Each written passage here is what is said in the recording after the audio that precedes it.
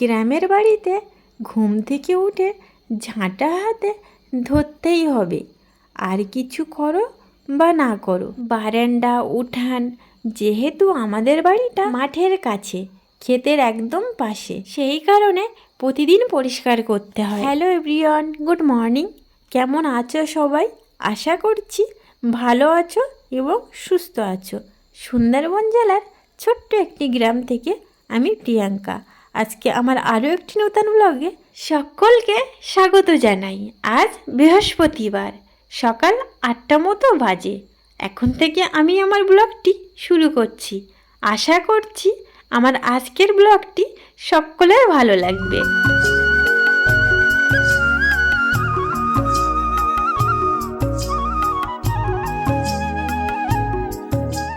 ঘুম থেকে উঠেছি সকাল 7টা মতো বাজে। তখন ওঠার পরে আশিবাসি কাজকর্ম তো থাকে, তো সেগুলো করে নিয়েছি। পরে বারান্দা ঝাড় দিয়ে নিলাম।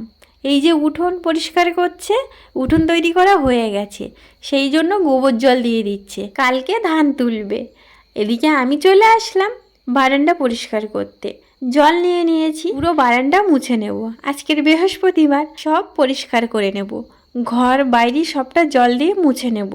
বৃহস্পতিবার করে সবটা পরিষ্কার করে নিয়ে, কারণ হচ্ছে আমরা মাছ খাই না, নিরামিষ খাই বৃহস্পতিবারে, সেই কারণে সবটা পরিষ্কার করে নিচ্ছি।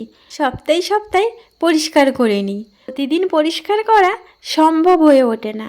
ও সেইটা জল এসছে, আজকের চন্দন জল ভরে যায়নি, তো জলও ভরতে হবে আমাকে। জানো তো, একটা ব্লগ ভিডিও বানিয়ে ভাইরাল হওয়া অতটা সহজ নয়, যতটা সহজ লোকের ভিডিও দেখে মনে হয়। কতটা পরিশ্রম, কতটা খাটুনির পর একটা ক্লিপ নেওয়া হয়। আর ব্লগ ভিডিও বানানো সত্যি চারিদিকে লোকের কাছে হাস্যকর ছাড়া আর কিছুই নয়। তবুও এটা অতিক্রম করে সামনের দিকে এগিয়ে যাওয়াটা হলো আমার লক্ষ্য। জানি না আমি কখনো ইউটিউবে সাকসেস পাবো কি না, তবুও চেষ্টা করে যাব। এই সাইডে দেখো বারান্দা পরিষ্কার করা আমার হয়ে গেছে। এদিকে সিঁড়ি পরিষ্কার করে দিলাম। এখানে জানো তো কুকুর থাকে রাত্রেবেলা, যতই তাড়া দিই না কেন এখান থেকে যায় না ওরা। টাইমে এখনো জল আছে, জল ধরতে হবে। একটু আগে জল দিয়েছে, একটু আগে মানে ওই 8টার দিকেই দিয়েছে জল। 8টার দিকেই আসে আর চলে যায় 10টার দিকে। তো যাই হোক, এ সাইডে জল ধরা হয়ে গেলে এদিকে চলে আসলাম বিছানা তুলতে। সকালবেলা ওইভাবেই রেখে দিয়েছিলাম, তোলা হয়নি। ওই আশিবাসি কাজকর্ম ছিল, ওগুলো করে নিয়েছি আগে। তারপরে এই ঘরে চলে আসলাম বিছানা তুলতে। ওদিকে উঠোন তৈরি করছে, কালকে ধান উঠবে। ওদেরকে আবার চা করে দিয়েছি, ওরা চা খাচ্ছে বসে বসে, সকাল থেকে কাজ করছে, সেই জন্য একটু চা দিলাম। তো যাই হোক, বিছানা তোলা হয়ে গেছে। তারপরে স্নান করে চলে আসলাম ফুল তুলতে, ঠাকুর পুজো দেব। আজকের তো বৃহস্পতিবার, ঠাকুর পুজো করে তারপরে রান্নাবান্নার কাজে যাব। এমনিতেও আমি প্রতিদিন সকালবেলা স্নান করি, তারপরে ঠাকুর পুজো দিয়ে রান্নাবান্নার কাজে যাই। প্রতিদিন হয়ে ওঠে না। তো যাই হোক, ফুল তুলে নিয়ে এসে এ সাইডে ঠাকুরের বাসন কোসন ছিল, সব পরিষ্কার করে নিয়ে। তার মধ্যে গাছে ফুল ফোটেনি, 2টো ফুল ফুটেছে, তো সেগুলোই নিয়ে এসছি। এদিকে ঠাকুরের বাসন পরিষ্কার করে চলে আসলাম ঠাকুরের কাছে। তারপর ঠাকুরের জায়গা জল দিয়ে সুন্দর করে পরিষ্কার করে নিলাম। ঠাকুরকে নকুলদানা দিতে নেই, শুনেছি আমাদের বাড়িতে দেয় না, তো আমিও দিই না। তো ঠাকুরকে আমি মিশ্রি দিই। জল মিষ্টি দেওয়ার পরে এ সাইডে চলে আসলাম জামা মেলতে। স্নান করে রেখে দিয়েছিলাম, ঠাকুর পুজো দিতে গেছিলাম আগে, সেই কারণে। তো ভালোই রৌদ্রে দিয়েছে।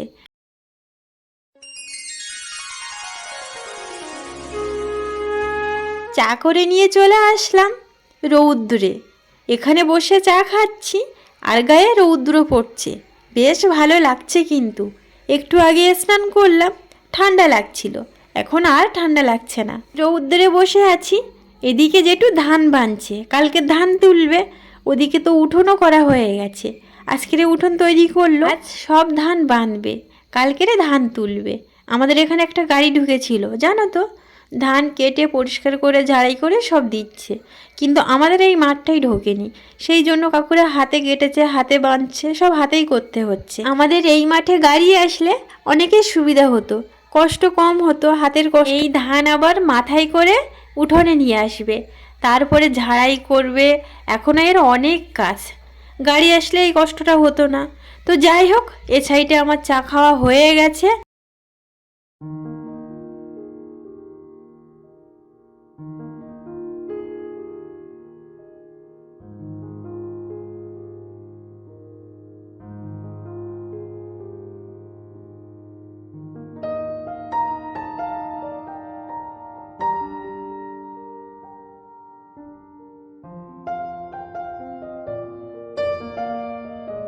ওদিকে ভাত আগে বসিয়ে দিয়েছিলাম, ভাত ওদিকে হচ্ছে, আর এ সাইডে আমি ডাল ভাজা করছি, মুখের ডাল। মুসুরির ডাল তো আমরা খাই না বৃহস্পতিবারে। তো যাই হোক, একটু হালকা করে ভেজে তারপরে ডালটা ধুয়ে নেব, নিয়ে তারপরে সেদ্ধ করতে বসিয়ে দিয়েছি। আর এদিকে চলে আসলাম সবজি কাটতে। ওদিকে ডাল সেদ্ধ হোক, আর এ সাইডে আমি সবজি কেটে নিই। সবজি বলতে ওই শাক রান্না করব, আর বিনস ছিল, আলু দিয়ে একটা ভাজা করব। কবে এনেছি বিনস, কিন্তু খাওয়া হয় না, এক কোনায় একটা প্যাকেটে পড়ে আছে। তো ভাবলাম আজকের খাওয়াই যায়, ডালের সঙ্গে একটা আলু দিয়ে ভাজা করলে বেশ ভালো হবে। আর একটা কুমড়ো আছে, অনেক দিন থেকে পড়ে আছে, খাওয়া হয় না। ভেবেছিলাম ভাতে দিয়ে খাবো, কিন্তু মনে নেই। তো ভাবলাম আজকের কুমড়ি করি। তো ব্যাস, যেমন ভাবনা তেমন কাজ, কাটতে বসে গেলাম। আমার আবার ফেলতে কোনো জিনিস ভালো লাগে না, সব কিছু আমাদের কিনে খাওয়া, সেই জন্য একটু হাতে রেখে খেতে হয়। শুকিয়ে গেছে তো কি হয়েছে, খাওয়া তো যায়। আর একটা জিনিস জানো তো, এই শুকনো জিনিস না ফেলে একটু ভর্তা মতো করে খেলে বেশ ভালো লাগে। একটু সেদ্ধ করে শিলে খুব সুন্দর করে বাটতে হবে, তারপরে কড়াইতে একটু সামান্য তেল দিয়ে কালো জিরে দিয়ে বাটা দিয়ে দিতে হবে, তারপরে শুকনো শুকনো করে লাবিয়ে নিতে হবে।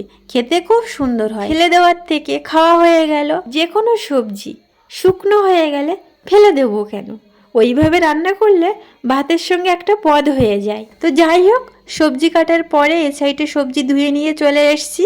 ডাল রান্না করা হয়ে গেছে আমার এদিকে। এবারে বাকি আছে শাক আর বিনস, আর আলু ভাজাটা বাকি আছে, আর আছে কুমড়ো ভাজা। ডাল রান্না করার পরে শাক ভেজে নিয়েছি, তারপরে কুমড়ো ভেজে নিয়েছি, তারপরে দিয়েছি আলু আর বিনস। তো প্রায় হয়ে এসছে, একটু তেল বেশি দিয়েছি।